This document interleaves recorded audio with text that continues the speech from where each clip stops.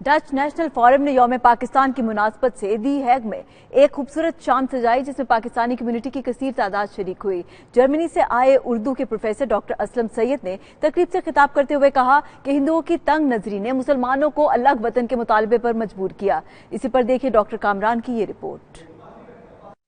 یوم پاکستان کی مناسبت سے سجائی محفل میں برسل سے کشمیر کونسل EU کے چیئرمین علی رضا سید نے خصوصی شرکت کی۔ تقریب سے خطاب کرتے ہوئے ان کا کہنا تھا کہ کشمیری پاکستان سے بے پناہ محبت کرتے ہیں اور پاکستان کی طرف سے کی جانے والی حمایت کے شکر گزار ہیں۔ ہر کشمیری دنیا کے کسی خطے میں بھی بس رہا ہے، اس کے دل میں جتنی پاکستان کے لیے محبت ہے، میں سمجھتا ہوں، میں کہوں گا کہ اتنی پاکستانیوں کی بھی نہیں ہوگی جتنی کشمیر کے رہنے والوں کی ہے۔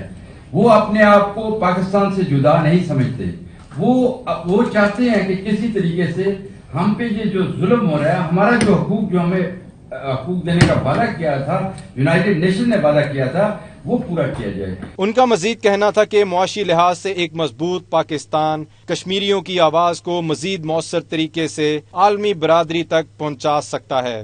پاکستان، میں سمجھتا ہوں کہ پاکستان کا اللہ کرے کہ پاکستان بہت جلدی ایک اکنامک پاور بنے، کیونکہ جب تک پاکستان اکنامکلی مضبوط نہیں ہوگا اس کی آواز اس طریقے سے نہیں سنی جائے گی جس طریقے سے انڈیا کی بات سنی جاتی ہے یا دوسرے ملکوں کی بات سنی جاتی ہے۔ دی ہیگ کے ٹاؤن ہال کے پہلے پاکستانی کونسلر عدیل محمود نے پاکستانی کمیونٹی پر زور دیا کہ وہ ڈچ زبان میں اظہار رائے کرنے کی کوشش کریں تاکہ ہماری آواز ڈچ میڈیا اور عوام تک پہنچ سکے۔ ہم انڈیا کے لوگوں کے دشمن نہیں ہیں، ہم کسی کے ساتھ ہماری کوئی دشمنی نہیں ہے، ہم پیار چاہتے ہیں، ہم امن چاہتے ہیں، لیکن امن چاہتے ہیں جسٹس کے ساتھ، امن چاہتے ہیں جس میں سب لوگوں کو ان کے حقوق ملیں۔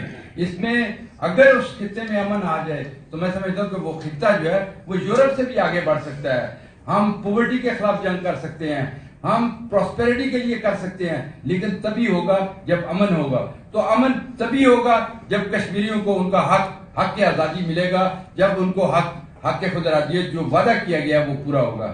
تو اللہ کرے، اور وہ وقت دور نہیں ہے کہ جب کشمیریوں کو یہ حق مل کے رہے گا۔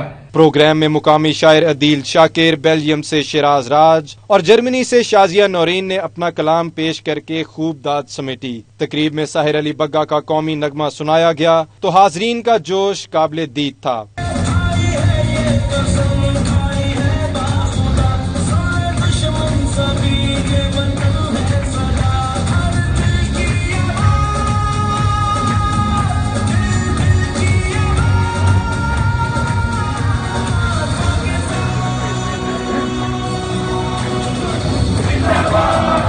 سفیر پاکستان شجاعت علی راٹھور نے بھی تقریب سے خطاب کرتے ہوئے کہا اس طرح کی تقاریب سے پاکستانی کمیونٹی کو مل بیٹھنے کا موقع ملتا ہے اور ایسے پروگرامز میں مقامی لوگوں کو دعوت دے کر پاکستان کے مثبت تاثر کو اجاگر کیا جا سکتا ہے۔ کشمیر اس وقت پھر ایک انٹرنیشنل ایشو بن چکا ہے، لیکن اس کے بیچ میں اور میرے جو کولیگز ہیں یہاں پہ، ہم سرکاری موقف جا کے پوسٹ گورنمنٹس کو دیتے ہیں۔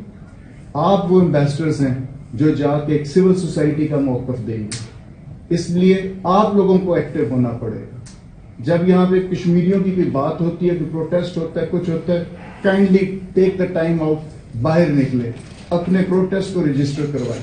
یہاں کی جو گورنمنٹس ہیں، جو آپ کے پولیٹیشنز ہیں، جو کہ بیسیکلی ایک یعنی وہ ہر وقت ان کے سلوگنز جو ہیومن رائٹس پہ ہوتے ہیں، ان کو یہ باور کروائیں کہ جی کشمیریوں پہ ظلم ہو رہا ہے۔ پاک ڈچ نیشنل فورم کے جنرل سیکریٹری اجاز سیفی نے مہمانوں کو خوش آمدید کہا۔ ڈاکٹر محمد کامران، 92 نیوز، دی ہیگ، نیدرلینڈز۔